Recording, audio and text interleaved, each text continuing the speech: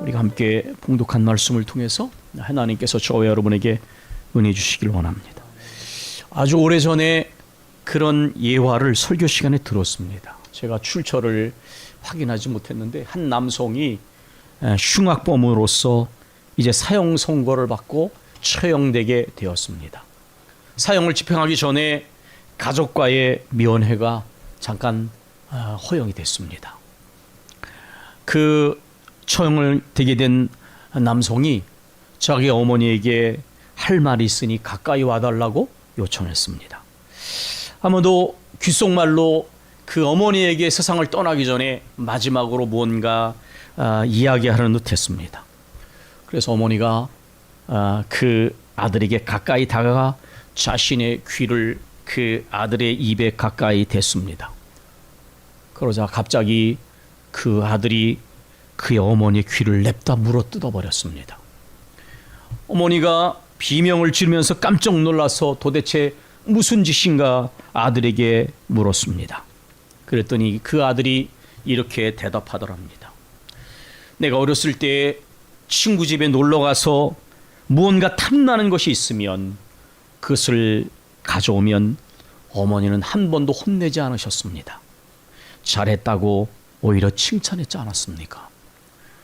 만약에 어머니가 그때 그것이 옳지 않은 행위라는 것을 내게 이야기해 주기만 했어도 내가 오늘 이와 같이 흉악한 범죄자가 되어 옳지 않은 일을 저지르고 사형 판결을 받지 않게 됐을 것입니다.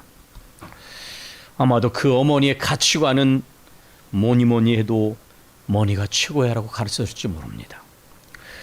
내용은 다르지만 요즘도 젊은 어머니들 중에는 자기 자식들을 잘 키우기 위해서 절대로 저 가난한 동네 아파트에 사는 아이들하고는 수준차가 나니 어울리지도 말고 놀지도 말라 하는 이야기를 하는 제정신이 아닌 부모들이 우리나라에 있다는 얘기를 심심찮게 들었습니다.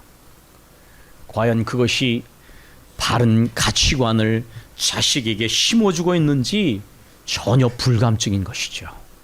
어렸을 때부터 사람은 모두가 소중한 존재라는 것을, 약한 사람이 있으면 어깨가 넓은 사람이 더 많은 걸 짊어져야 한다는 바른 정신을 가르치지 않고 그렇게 어렸을 때부터 차별을 가르치면 그 아이가 과연 커서 제대로 된 가치관을 가진 아이로 자라겠습니까?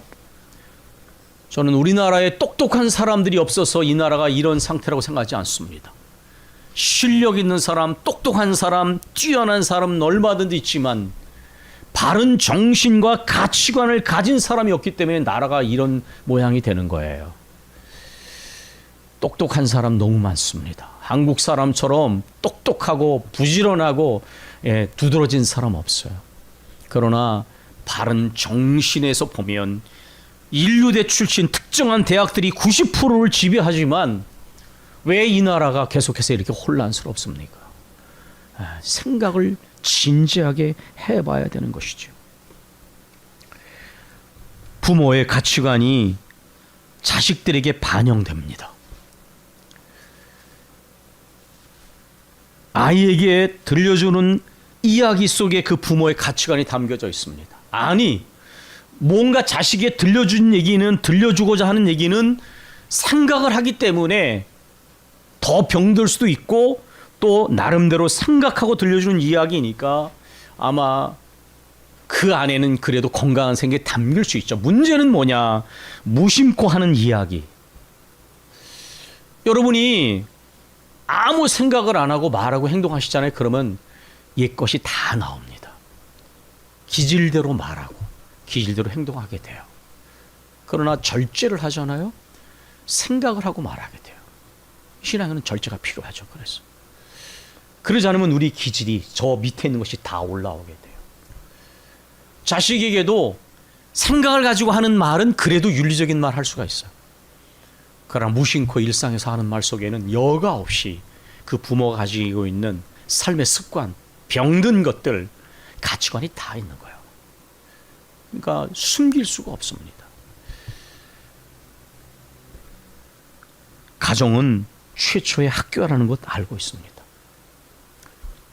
우리 부모들이 굉장히 그런 부분에서 조심스러운 것이 아이들이 만나는 최초의 모델은 부모입니다.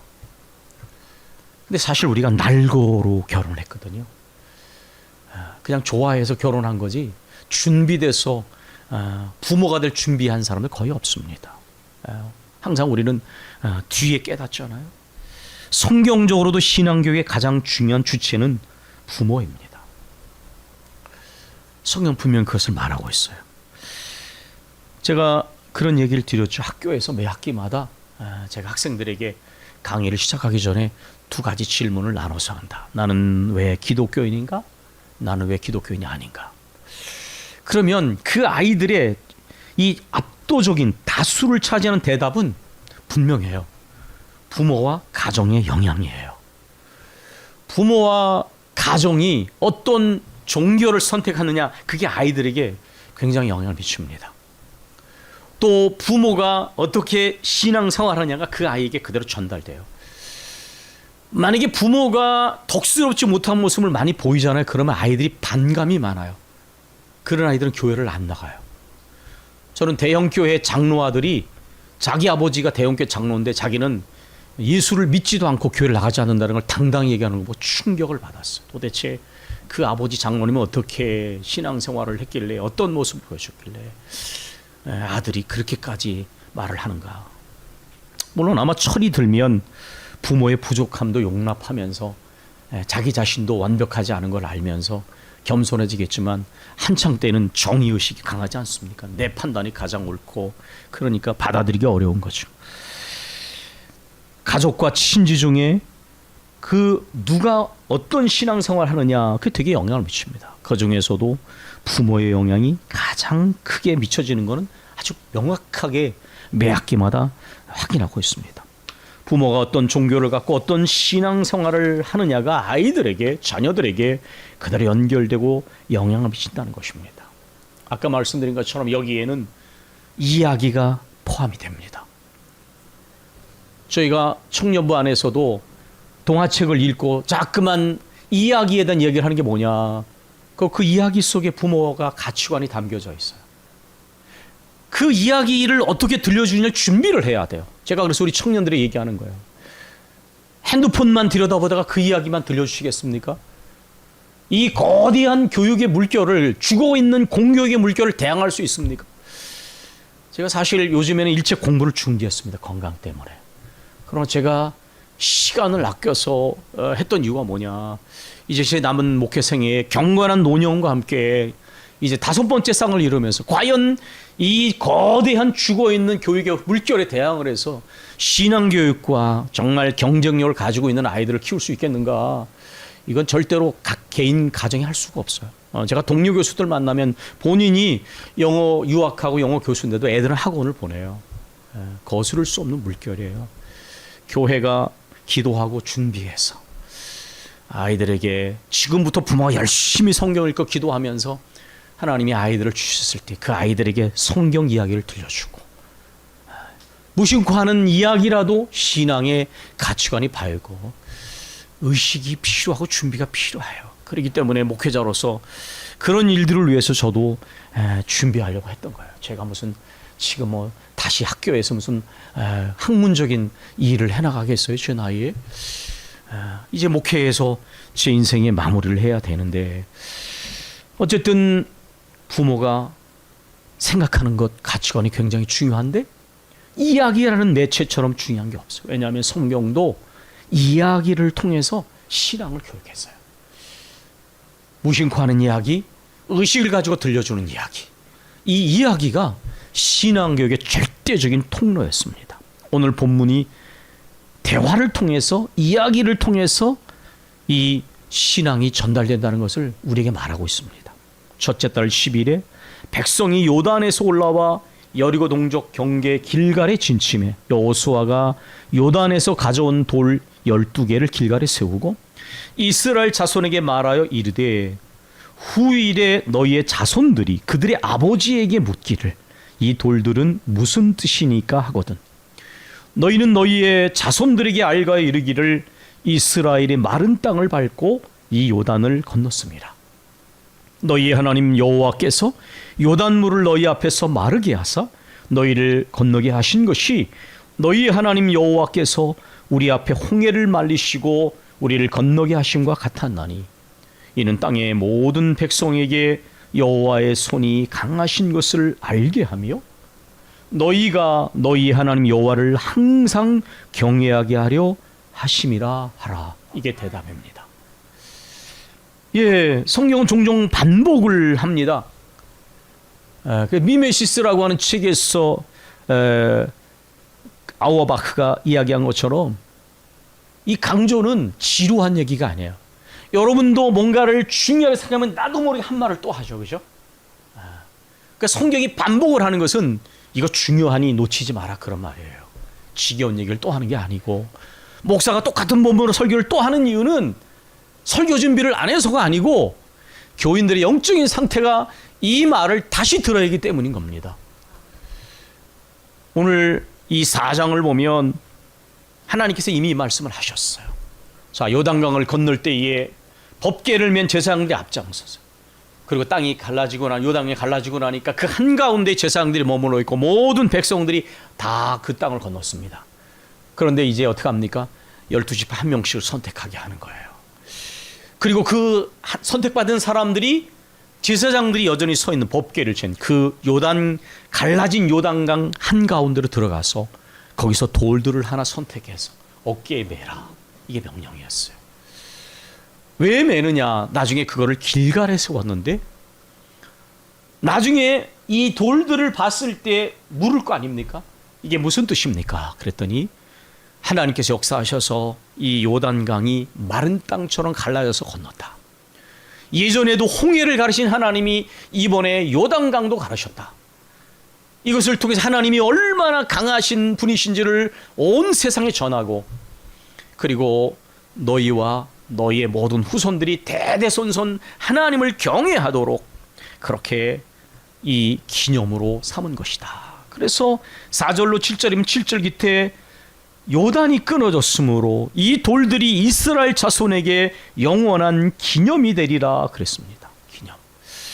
제가 사전을 찾아보니까 기념에 대해서 이렇게 말했습니다. 뜻깊은 일이나 사건을 잊지 않고 마음에 되새김. 요즘에 젊은이들이 이 카카오톡에 보면 만나지 몇일, 결혼 몇일 이런 거 적더라고요. 저희도 내일이 결혼 35주년이 됐습니다. 여러분들도 각자가 기념일을 챙기시죠? 그날은 뜻깊은 날인 겁니다. 잊지 않고 되새기는 것입니다. 그런데 신앙인들은 자신들의 기념일만 챙겨서는 안 됩니다. 영원한 기념을 기억해야 합니다.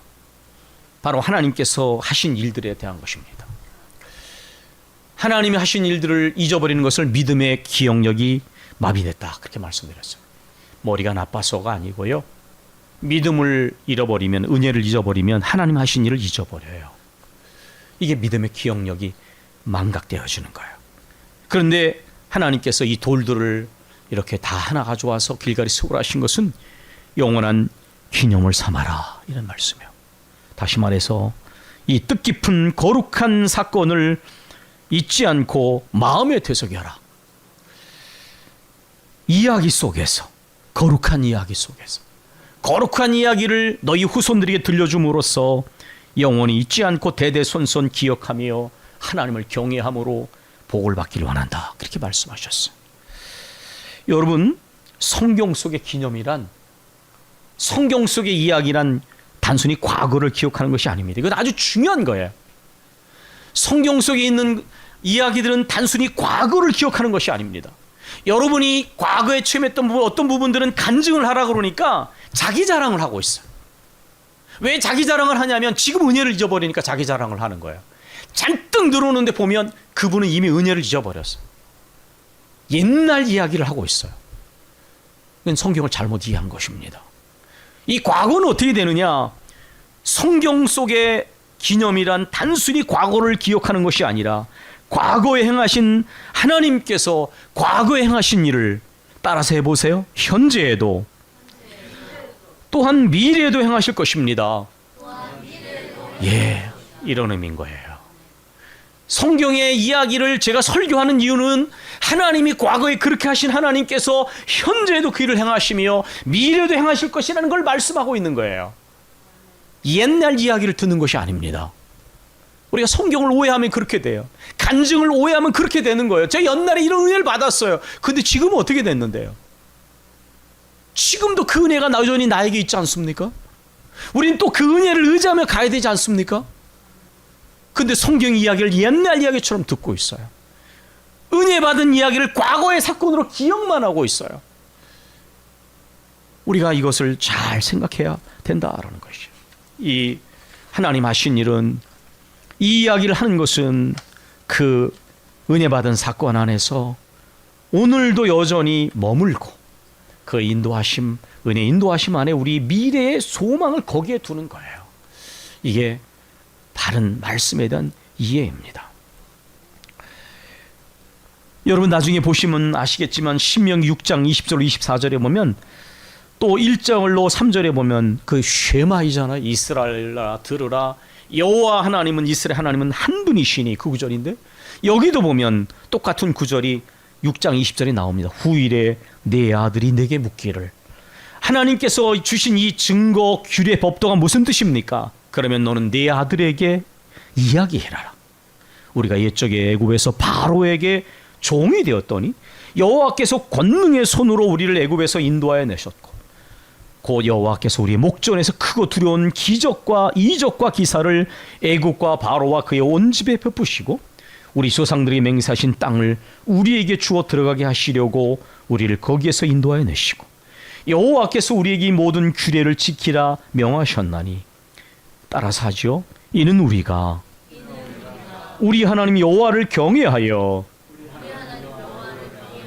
항상 복을 누리게 하기 위하심이며, 또 여호와께서 우리를 오늘과 같이 살게 하려 하심이라. 1절로 3절 똑같은 말을 합니다. 하나님의 말씀을 주시는, 너희를 억압하기 위해서 주시는 것이 아니라 너희가 이 말씀을 순종해서 하나님을 경외하고 복을 받되 너희 대대손손 복을 받도록 하기 위해서 이 말씀을 주신 것이다, 이렇게 말했습니다. 여러분, 이제 말씀을 마칩니다. 우리 할머니 할아버지들이 예전에 우리에게 옛날 이야기를 들려줬습니다. 그 이야기 속에는 그분들의 삶의 애환을 얘기할 때 눈물을 짓습니다. 그러한 자손들이 잘 되기를 바라는 할머니 할아버지들의 자식들에 대한 기대, 사랑이 거기에 담겨져 있습니다. 우리가 어린 주를 맞이하여 우리의 자녀들과 우리 후손들에게 어떤 이야기를 들려주길 원하십니까? 뭐니 뭐니 해도 뭐니가 최고야. 남을 짓밟으더라도 성공해라. 나중에 그런 부모는 자식에게 배반을 당하게 될 것입니다. 부모도 돈보다 중요하지 않아. 오늘 자녀들이 부모를 뒤에 놓고 하는 얘기를, 무심코 하는 얘기를 전 너무 많이 들었어요. 아파트 2채 있는데 어느 녀석이 가져갈까? 부모 살아있는데. 그런 가치관을 아이들에게 심어주는 부모가 돼서는 안 됩니다. 하나님의 말씀을 떠나면 변질되게 되는 거야. 그리스도인이 들려줄 이야기는 거룩한 이야기입니다. 영원히 잊지 않고 끊임없이 되새겨야 할 이야기. 그러나 그 이야기는 과거의 이야기가 아닙니다. 현재 영향을 미치고 미래의 소망과 연결되어지는 것입니다. 우리 믿는 사람들은 하나님께서 과거에 우리들을 어떻게 인도하셨는지를 기억해야만 합니다. 그리고 그 은혜 안에 오늘도 머물고 그 은혜 안에서 미래에 대한 소망을 가져야 합니다. 그리고 그 이야기들을 아이들에게 의식을 가지고 들을 뿐만 아니라 무심코 나오는 이야기 속에서도 그런 이야기가 들려줘야만 합니다. 지난주 설교에서 하나님의 선하신 손 안에서, 그 거룩한 흐름 선 안에서 머무른다는 것도 바로 이런 이야기와 연결되어집니다. 창립 12주 13절을 맞이하여서 은혜, 은혜, 은혜, 한없는 은혜, 송경님이 지은 복음성과 가사와 같이 이번 13주년의 창기 주제를 은혜, 은혜, 은혜, 한없는 은혜라고 짓는 것도 바로 그런 뜻입니다. 믿음의 가정을 이루고 믿음의 가정을 세우고 믿음의 자녀를 양육하는 것도 우리가 어떤 이야기, 준비된 이야기, 거룩한 이야기를 들려줄 수 있느냐에 달려있는 것입니다. 하나님께서 우리를 통하여 이런 일을 이루시기를 소망합니다. 우리 기도하겠습니다. 우리 하나님 앞에 여러분, 저도 부모로서 인격적으로도 부족하고 신앙적으로도 부족하고 많은 실수도 있었습니다. 그래서 저는 아이들에게 얘기했습니다. 엄마 아빠를 완벽하게 생각하지 마라. 그 대신 한 가지는 기억하면 돼. 그냥 나는 노력하는 사람이야. 여전히 그렇습니다. 노력은 해. 그런데 늘 부족해. 여러분, 하나님 앞에서 우리에게 맡겨진 자녀들과 후손들에게 거룩한 이야기를 들려줄 준비를 합시다. 그것은 책에서만 읽는 이야기가 아니라 내 생애에 주셨던 은혜를 잊지 않는 것이에요. 그 이야기를 기억하고 은혜 안에 내가 머물고 은혜 안에 미래의 소망을 품고, 그러면서 그 마음으로 내 자녀들과 후손들에게 거룩한 이야기를 들려주고 손을 꼭 기도해 주는 겁니다. 우리 1분을 기도하겠습니다.